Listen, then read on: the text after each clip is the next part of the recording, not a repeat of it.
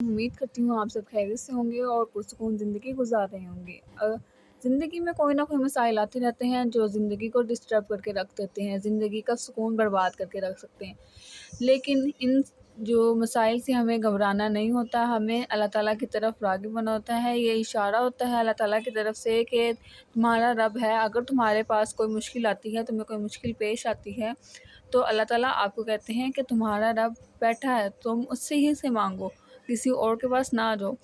تو آج میں آپ کے پاس اسی ایک مسئلے کا حل لے کے آئی ہوں، جو کہ ہے اگر کہ آپ کو شک ہے کہ آپ کے اوپر کسی نے جادو وغیرہ یا اس طرح کے کوئی بھی آپ کو علامات پیش آ رہی ہیں یا اس طرح کا کوئی بھی مسئلہ جو ہے وہ آپ کو پیش آ رہا ہے، تو آپ کو اس کا حل میں آج آپ کو اس ویڈیو میں بتاؤں گی۔ اگر آپ کو بھی یہ جو مسئلہ لکھا ہوا ہے، جو میں نے مسئلے بتائے ہیں، ان میں سے اگر کوئی مسئلہ پیش آ رہا ہے تو آپ کو یہ ویڈیو اینڈ تک ضرور دیکھنی پڑے گی۔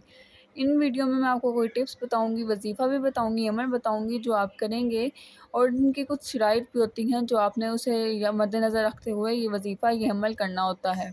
لیکن جی بات کرتے ہیں جادو کی، تو وہ اس وجہ سے اگر کوئی آپ سے حسد کرتا ہے، آپ سے خوش نہیں ہے، تو آپ کے اپنوں میں سے کوئی ہوتا ہے، تو کوئی آپ کے غیروں میں سے ہوتا ہے جس سے آپ کو حسد ہوتی ہے، لالچ ہوتا ہے، کسی بھی چیز کا کوئی مسئلہ ہوتا ہے تو وہ آپ سے ناخوش ہوتا ہے نا، جب پھر وہ آپ سے حسد کرنے لگ جاتا ہے، اور پھر اس کی حسد کی جو ہوتی ہے نا وہ اتنی بڑھ جاتی ہے کہ وہ ان گھٹیا کاموں پہ اتر آتا ہے، جادو پہ اتر آتے ہیں۔ جادو جو ہے نا، میں یہ نہیں کہتی کہ جادو بالکل ہی ہو ہی نہیں سکتا، جادو جو ہے وہ برحق ہے۔ آپ صلی اللہ علیہ وآلہ وسلم ہمارے پیارے نبی پر بھی ہوا تھا، تو ہم یہ نہیں کہہ سکتے کہ جادو نہیں ہوتا یا اس طرح کی کوئی بھی چیز، جادو برحق ہے، لیکن اللہ تعالیٰ نے جو ہے اس کا ہمیں طریقہ بھی بتایا ہے کہ ہم اس سے کیسے چھٹکارا پائیں۔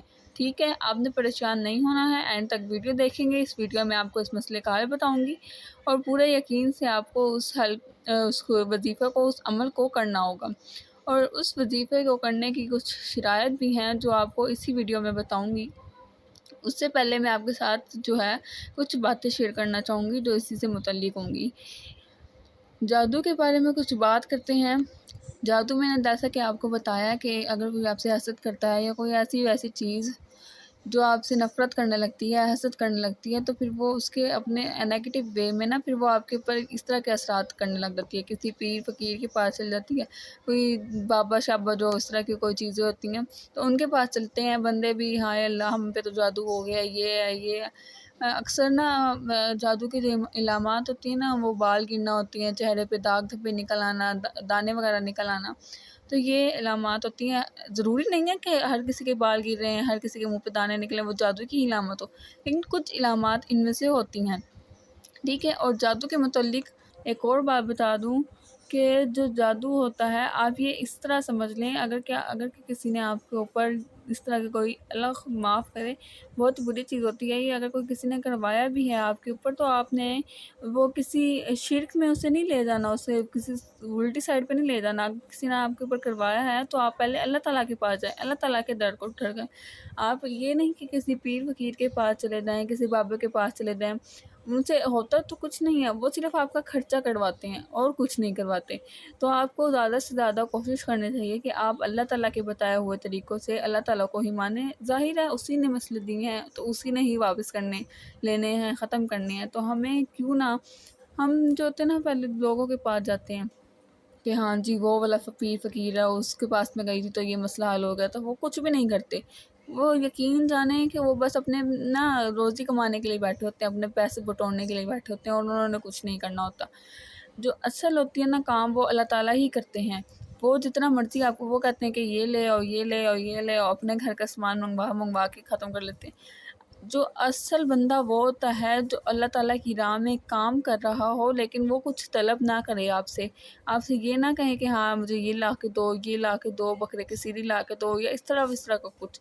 اصل بندہ تو وہ ہوتا ہے جو آپ کی مدد کرے، لیکن آپ سے اس کے بدلے میں کچھ نہ مانگے۔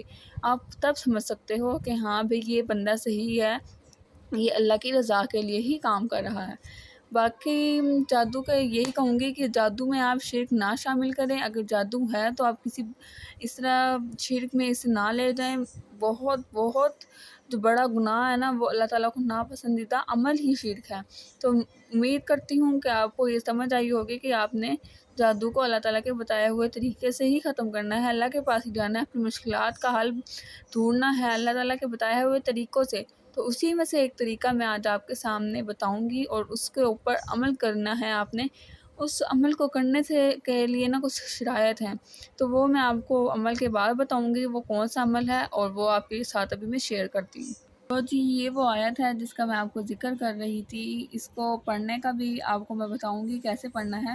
اس سے پہلے ہم اس آیت کو پڑھ کر دیکھ لیتے ہیں کہ یہ آیت، اس کی تبر اس کا خیال رکھتے ہوئے اس کو پڑھتے ہیں۔ میں آپ کو پڑھ کر سناتی ہوں، پھر اس کے بعد جو ہے میں آپ کو بتاؤں گی کہ آپ نے اسے کرنا کیسے ہے اور کتنے دن تک کرنا ہے۔ چلیں جی پڑھ لیتے ہیں۔ بسم اللہ الرحمن الرحیم۔ قُلْنَا لَا تَخَفْ إِنَّكَ أَنْتَ الْأَعْلَى وَأَلْقِ مَا فِي يَمِينِكَ تَلْقَفْ مَا صَنَعُوا إِنَّمَا صَنَعُوا كَيْدُ سَحَرٍ وَلَا يُفْلِحُ السَّاحِرُ حَيْثُ أَتَىٰ۔ یہ جو سورۃ طٰہٰ کی آیت نمبر آپ کے سامنے شو ہو رہی ہے، پارہ نمبر یہ میرے سے 16 سے لیے گئے۔ اس کا میں آپ کو پڑھنے کا طریقہ بتا دیتی ہوں کہ اس کو آپ نے جادو کے اثر کو ختم کرنے کے لیے 11 دن تک 100 دفعہ پڑھ کر اپنے اوپر پھونکیں۔ اس دوران آپ کو ایک شرط بتائی جائے گی جو آپ نے بالکل نہیں کرنی ہوگی، جو اس کا آپ نے خیال رکھنا ہوگا، ٹھیک ہے؟ اس آیت کو نوٹ کر لیں، اس آیت کو یا اس ویڈیو کو سیو کر لیں۔ اس کو آپ نے 11 مرتبہ پڑھنا ہے، 11 دن تک پڑھنا ہے، 100 دفعہ پڑھنا ہے۔ 11 دن تک 100 دفعہ پڑھ کر اپنے اوپر پھونک مارے، یا پھر جس کے اوپر آپ کو لگے کہ ہاں اس کے اوپر جادو کے اثرات، اسیب کے اثرات ہیں، تو آپ اس کے اوپر کریں۔ 11 دفعہ 100 دفعہ آیت کو پڑھیں 11 دن تک۔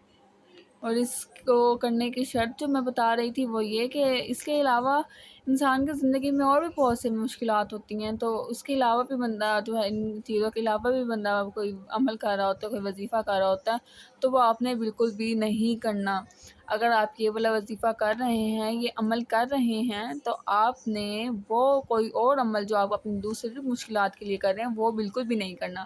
پھر دوبارہ دہرا دوں کہ جو اگر اس کے دوران آپ دوسرا عمل کو شروع کریں گے تو وہ الٹا بھی پڑ سکتا ہے، اللہ نہ کرے، تو وہ خبردار ہو جائیں کہ آپ نے اس دوران دوسرا عمل نہیں کرنا۔